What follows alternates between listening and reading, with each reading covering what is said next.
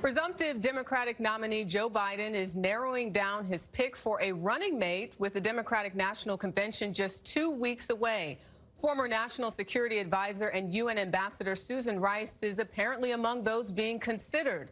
Her best-selling memoir, Tough Love, My Story of the Things Worth Fighting For, is now available in paperback. It's published by Simon & Schuster, a division of Viacom CBS. Ambassador Rice, good morning to you. We are down the straightaway, and I think people want to know, have you been able to interview with Joe Biden yet?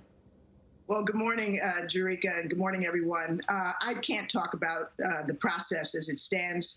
I want to respect the vice president and his ability to pick the person that he deems best. So I'm not going to get into the details, but I'm honored to be among those that are reportedly being considered. What argument will you make, Ambassador, as to why you should be the vice presidential pick? Well, each of us, as an extraordinary group of women, have strengths that set us aside from the others.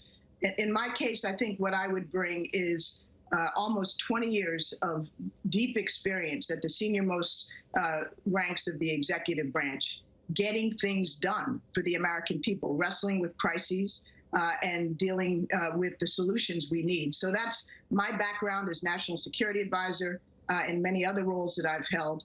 And I think that that's very important given the nature of the crises that a new administration would face, from the pandemic to economic recession to our global leadership, which is suffering enormously. Many of these other potential candidates have all run for office. You have not. Does that hurt you? Does that help you, and how? Well, it's a difference. Some might say it's a weakness. In my judgment, I have had the opportunity to work at 3 presidential campaigns. I've campaigned on behalf of others, just not on behalf of myself. But I do think this is going to be quite a different election given the pandemic, and much of the interaction, unfortunately, with the American people will take place remotely. And your experience, as you talk about, is heavy in foreign policy. How do you relate then to the average person, especially as you're talking about facing a pandemic and an economy that's suffering, people that aren't working right now? How do you relate to them? Well, Jerika, I understand very much what our country is going through. And in fact, as National Security Advisor and UN Ambassador, one of my responsibilities was to deal with global pandemics. We dealt with the Ebola epidemic. We dealt with the Zika virus. We dealt with the H1N1 flu pandemic, frankly, much more effectively than, unfortunately, we've seen of late. So I understand what disease can do. I understand deeply the economic repercussions for Americans who are suffering enormously, and how that suffering has disproportionately affected communities of color in this country, particularly African Americans and Latinos. So we have an enormous amount of work to do to come together to tackle these challenges far more effectively and with a collective sense of purpose than what we have seen under Donald Trump's leadership. Historically, vice presidential candidates are sort of in the background and out rallying and championing for the presidential, the person that they're teamed up with to potentially become the next president. What do you think is the most important attribute, and are you prepared to sort of play that role in just supporting Biden? Well, of course, the running mate, whoever she may be, first and foremost has to be acting in support of the candidate and governing as a partner should he win. So I absolutely think that's the vitally important role. It's not about one's own profile. I certainly haven't run for president. I haven't run for other office. So in my case, I don't have a personal political ambition. I have a long-standing commitment to public service. That's been what's defined my career. And whether I'm privileged to serve with the vice presidency or in any other capacity, I just want to give my utmost to this country and to the very critical importance of helping Joe Biden put in place the policies that will benefit the American people at a time when we're suffering so much. In the new afterword in your book, you write about the recent protests sparked by, as you quote, the long suppressed agony of African-American communities over never-ending police brutality.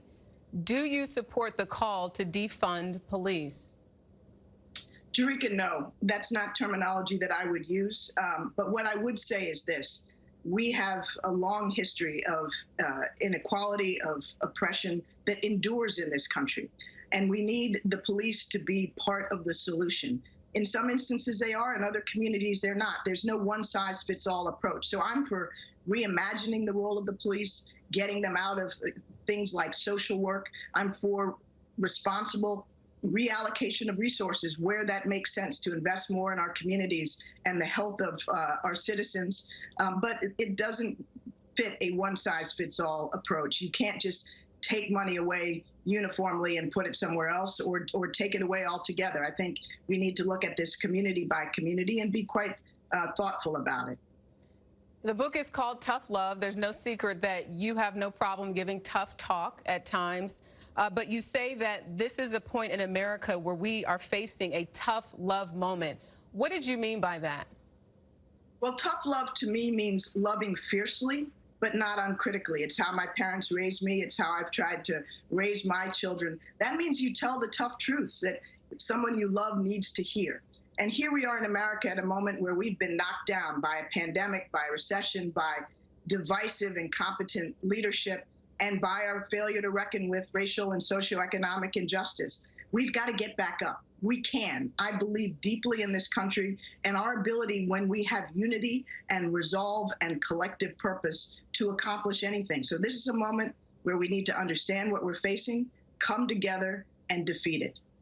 Day one, let's just say we have President Biden. What do you think should be the first issue that he's looking at when it comes to foreign policy? Well, Jerika, there are many, many aspects that he's going to have to look at, unfortunately. The challenges are many. But I think the most important thing is to restore and reestablish and renew our relationships with our allies and partners, which have suffered so much. We have a president who's embraced our adversaries from Putin to Kim Jong-un and disparaged our traditional allies from Germany to Canada to South Korea. Our strength in the world, our ability to lead and get things done, depends on our allies and partners wanting to join with us. We need to repair those relationships, and we need to restore trust. And Ambassador, if you're not picked, what will be your role? I will do anything I can, Jerika. This is not about me. This is about our country and restoring new leadership. And I will raise money. I will do the 21st century equivalent of licking envelopes. I'll serve in whatever capacity that Vice President Biden thinks I can best serve, and I will support wholeheartedly whoever he chooses to be his vice presidential running mate. This is a critical moment in our history, and I think the most important election of our lifetimes, and I look forward to doing everything I can to help him win, help us win the Senate, and then to help President Biden govern effectively. Ambassador Susan Rice, we thank you for your time. The paperback edition of Tough Love is now on sale.